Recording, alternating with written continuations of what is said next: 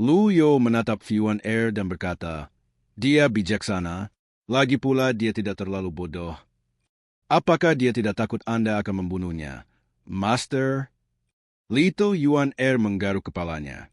Lito Yuan Er naif, tapi dia tidak bodoh. Kunjungan Wei Zuoyan ke Paviliun Langit Jahat tidak berbeda dengan dia membuang nyawanya.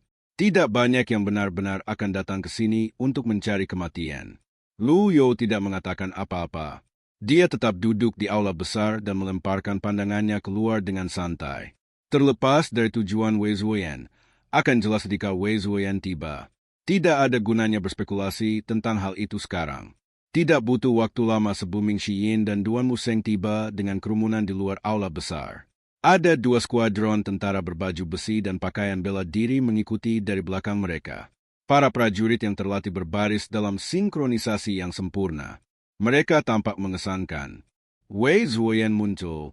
Dia memegang pedang hiasnya. Dia bertubuh kekar dan mengenakan baju besi gelap dengan jubah merah.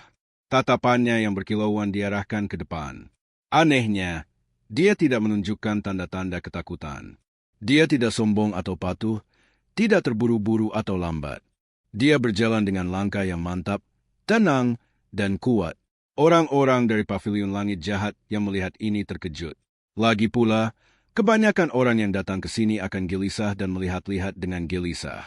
Beberapa bahkan akan membungkuk punggung mereka dengan wajah mereka tertutup keringat. Bahkan ketika pemimpin Black Knights, Fen Xiwen, datang, auranya sedikit berkurang.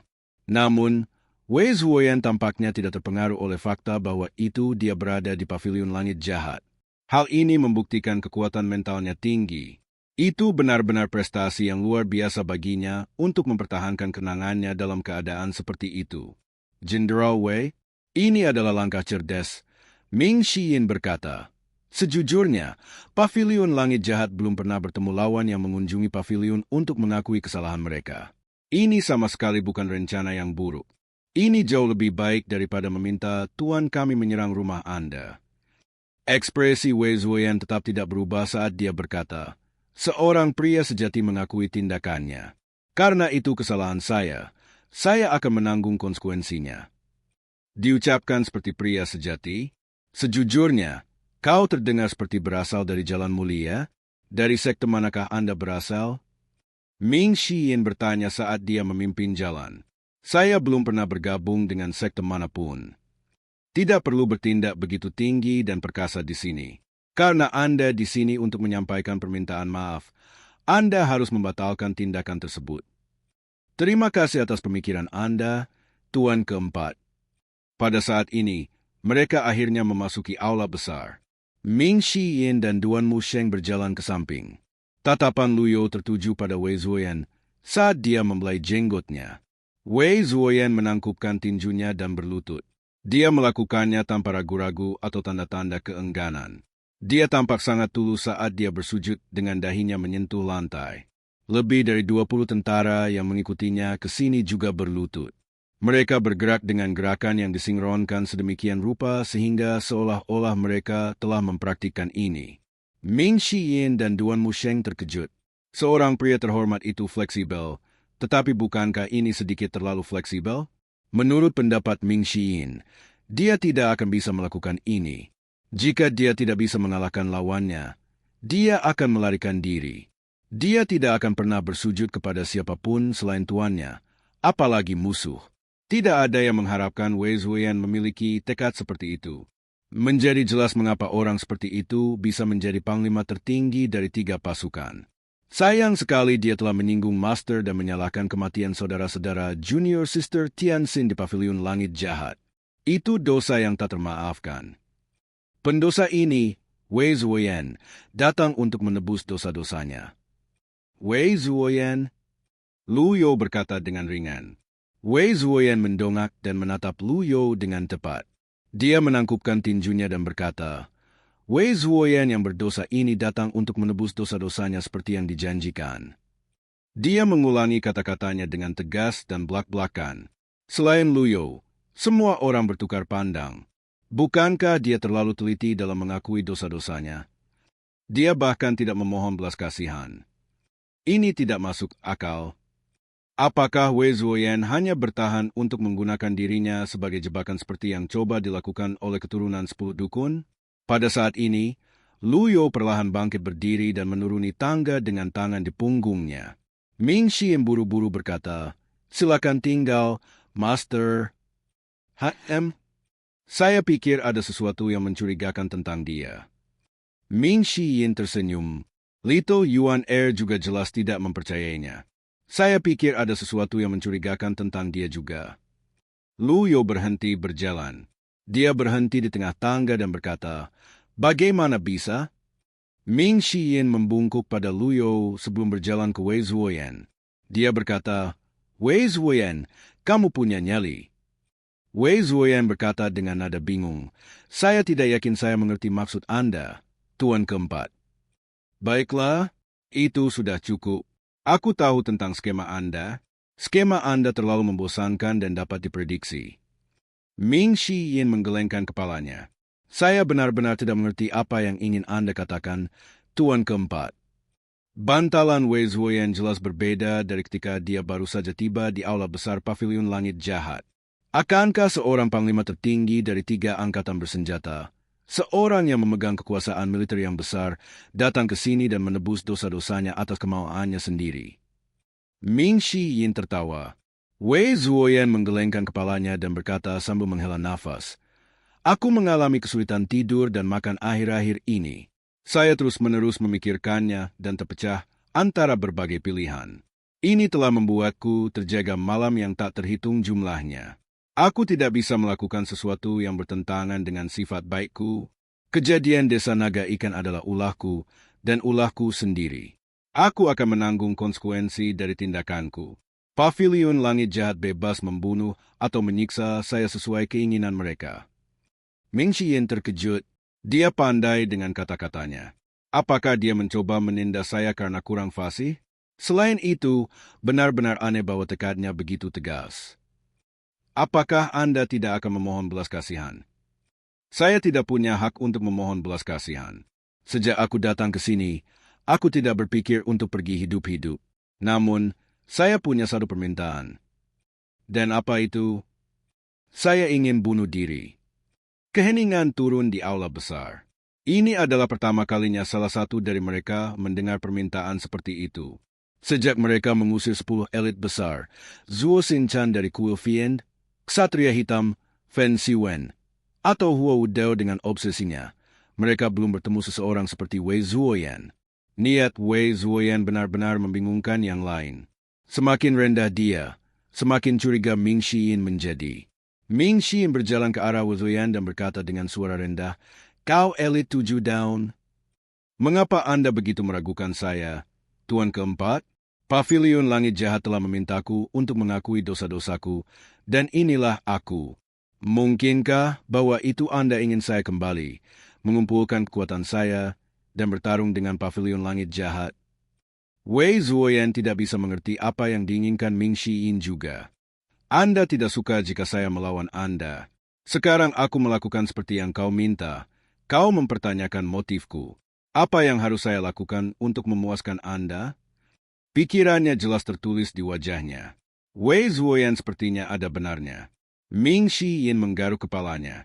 Untuk sementara waktu, dia tidak tahu apa yang salah. Duan Mu Seng dan Little Yuan Er tidak bisa mengetahuinya juga. Bahkan, itu adalah angan-angan untuk mengharapkan mereka untuk mencari tahu apa yang salah. Bagaimanapun, ini adalah pertama kalinya mereka dihadapkan dengan situasi seperti itu. Little Yuan Er akhirnya berkata, "Saudara senior keempat, mungkin dia dengan tulus bermaksud untuk bertobat dengan datang ke Pavilion Langit Jahat karena dia telah bermasalah dengan masalah ini untuk waktu yang lama." "Adik junior, kamu terlalu naif. Saya tidak akan percaya apapun yang keluar dari mulut pria ini," Ming Shi Yin berkata. Little Yuan Er memprotes dengan lemah, tapi dia rela mati. "Ya, itu tadi. Wei Zuoyan sepertinya siap mati tanpa keraguan. Bagaimana Ming Shi Yin bisa menemukan kesalahan dengan ini?" Namun, dia berkata dengan jijik, "Mungkin dia menyembunyikan beberapa perangkap sihir yang menakutkan padanya. Mungkin dia menunggu Tuan untuk mendekatinya sebelum dia melakukan aksi yang sama dengan 10 dukun untuk menjatuhkan kita semua. Metode seperti itu terlalu kasar. Dia terus menambahkan, ya, itu sangat mungkin. Semuanya mundur, kita tidak bisa membiarkan dia mencapai tujuannya.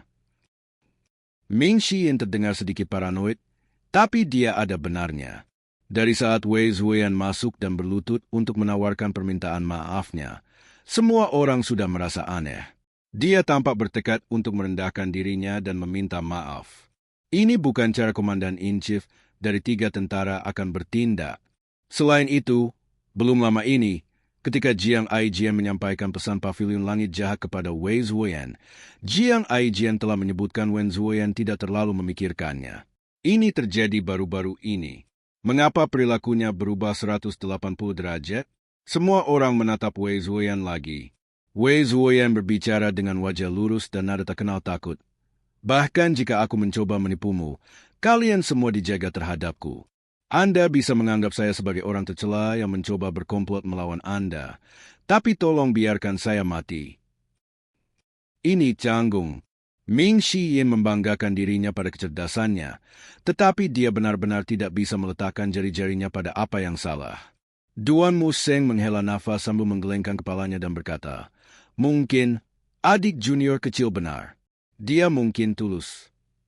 Wei Zuoyan berkata dengan sungguh-sungguh, memang, saya telah bertobat sepenuhnya. Itu terdengar canggung. Itu adalah satu hal bagi orang lain untuk mengatakan ini, tapi itu berbeda keluar dari mulutnya sendiri. Cukup, kata Luyo. Aula besar terdiam.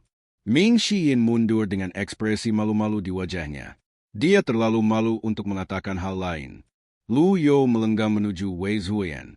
Wei Zuoyan yang masih berlutut mendongak dan bertemu dengan tatapan Luyo ketika dia melihat Luyo berjalan mendekat. Dikatakan bahwa itu mata adalah jendela jiwa seseorang. Berdasarkan tatapan mata Wei Zuoyan, jelas bahwa itu dia tidak takut. Luyo menunduk menatap Wei Zuoyan dan berkata acuh tak acuh, kamu benar-benar tidak takut? Saya bahkan tidak takut mati. Apa yang perlu ditakutkan? Bagaimana jika Anda bukan satu-satunya yang ingin saya bunuh? Wei Zuoyan tercengang. Pada saat ini, aula besar kembali terdiam.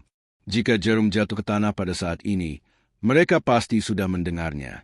Ming Xiyin, Duan Museng, dan Little Yuan Er berbalik untuk melihat tuan mereka. Mereka benar-benar harus memuji master mereka karena begitu kejam. Hanya tuan mereka yang bisa berurusan dengan orang seperti ini. Mengapa Anda harus melakukan ini, Master Pavilion? Karena Anda tidak jujur? Wei Zuoyan terkejut lagi. Dia merasa seolah-olah pikirannya telah ditelanjangi. Rasa ketakutan muncul di dalam hatinya.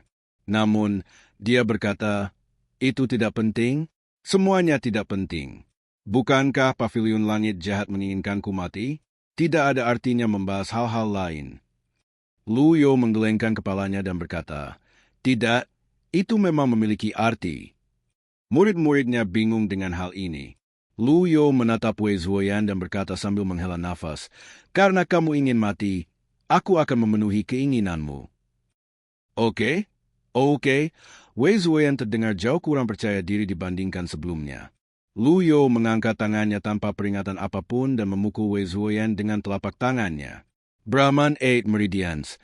Primal Ki-nya terkondensasi menjadi energi dan mendarat tepat di dada Wei Zuoyan. Bam! Wei Zuoyan terhuyung-huyung dari dampaknya. Jenderal! Para prajurit berseru kaget. Gedebuk! Wei Zuoyan jatuh ke lantai dan terus meluncur mundur. Dia meluncur sampai ke tengah-tengah para prajurit. Yang lain melihat adegan ini dengan ekspresi tercengang. Mereka semua tahu betapa menakutkannya tuan mereka. Dia bahkan mampu membunuh elit seperti Ren Buping dengan serangan telapak tangan tunggal.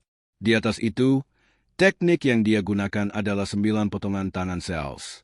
Teknik ini bisa mengejutkan langit dan bumi dan membuat para dewa menangis. Mengapa tuan mereka hanya mengirim Wei Zuoyan terbang?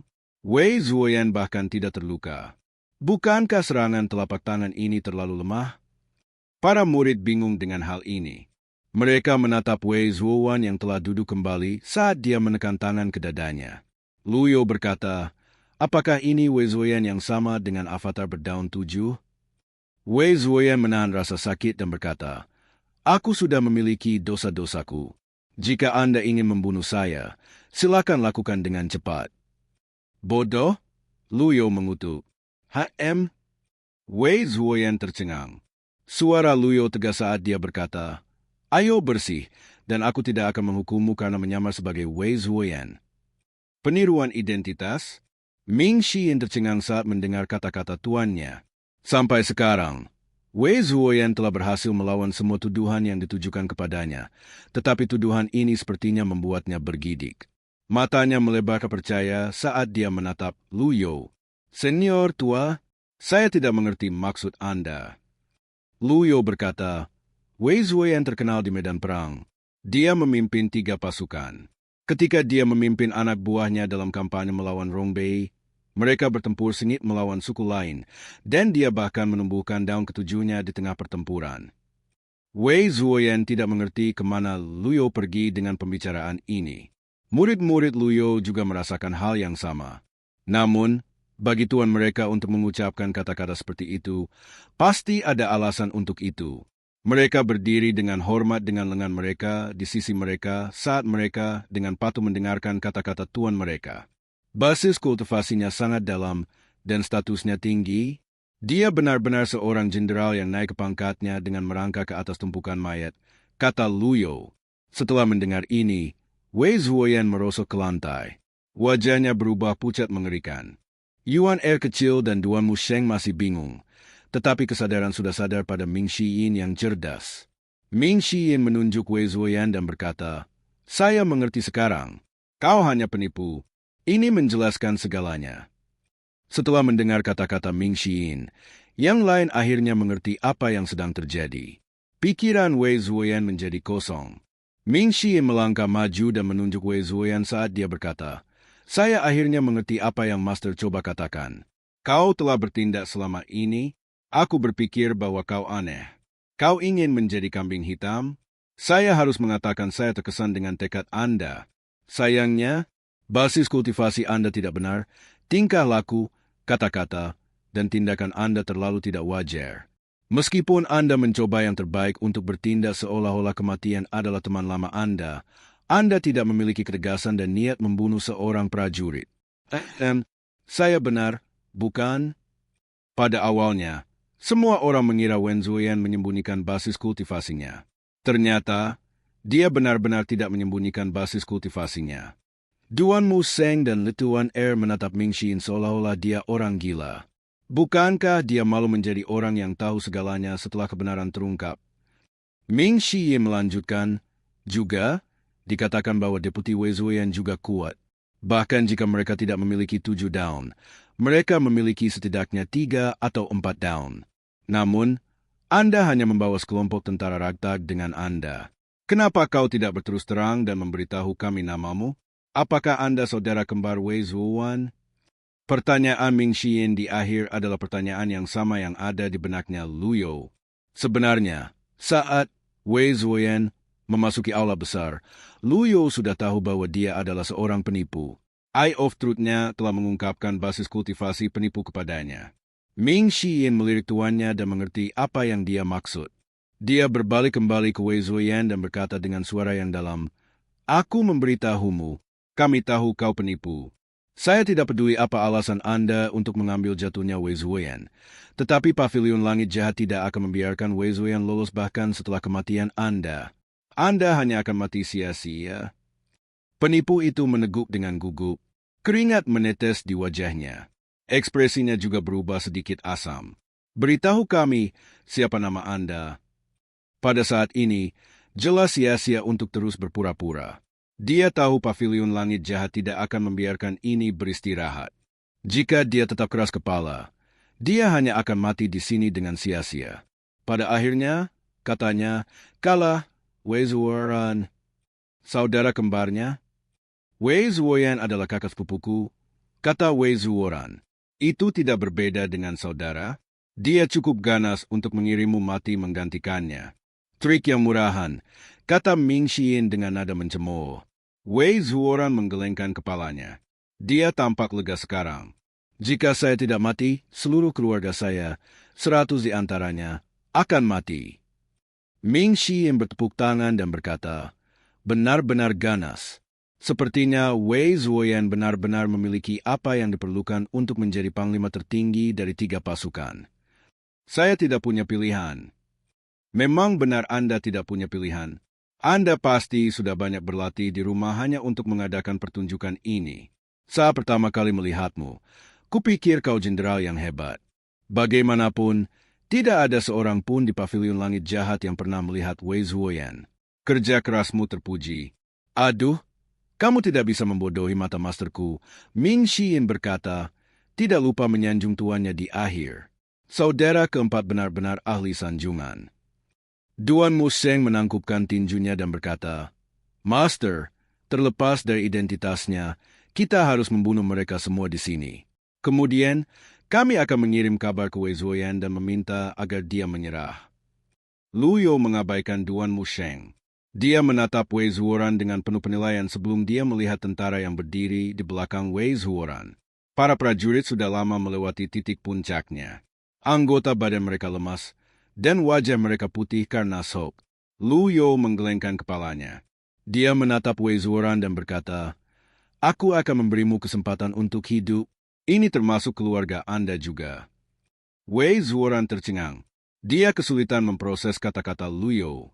Lu You melanjutkan, mulai hari ini, Anda akan menjadi Wei Zuoyan yang asli. Murid-muridnya juga tercengang. Wei Zuoran bertanya, apa maksudmu? Ming Shi yang berkata sambil tersenyum, itu brilian, Master. Bagaimanapun, Wei Zuoyan memimpin ketiga pasukan. Jika dia mati, pasti ada kekacauan. Sama baiknya, Anda dapat menggantikannya dan terus memainkan peran Wei Zuoyan. Ini disebut mengalahkan seseorang di permainan mereka sendiri. Semua orang memahami rencana Lu You sekarang. Wei Zuoran menelan. Dia memandang penjahat di sekitarnya dengan hati-hati. Apa? Anda tidak mau? Ming Xiyin bertanya. Dalam hal ini, Anda bisa mati, keluargamu, dan sepupumu, Wei Zuoyan, masih harus mati. Itulah aturan emas untuk tuanku. Tidak ada ruang untuk pengecualian. Saya, jelas bahwa itu Wei Zuoran kurang percaya diri. Namun, bahkan jika orang-orang istana mengetahui bahwa itu dia adalah seorang penipu, apakah mereka berani mengeksposnya? Selama Great yang berdiri, orang-orang dengan kekuatan secara alami akan mengerti bahwa itu lebih penting untuk memprioritaskan gambaran yang lebih besar. Lu You melambaikan lengannya dan berkata, kunci mereka? Jangan biarkan mereka pergi sebelum kematian Wei Zuoyan. Ya, Master. Tepat ketika Duan Museng hendak membawa Wei Zuoran pergi, Zhao Yu bergegas ke aula besar. Seorang murid perempuan dari kultivator perempuan Drifet Moon Palace berada di sebelahnya. Master, Junior Sister Tianxin menunjukkan beberapa perubahan. Ming Xiyin, Little Yuan Er, dan Duan Museng terkejut. Lu You tampak tenang.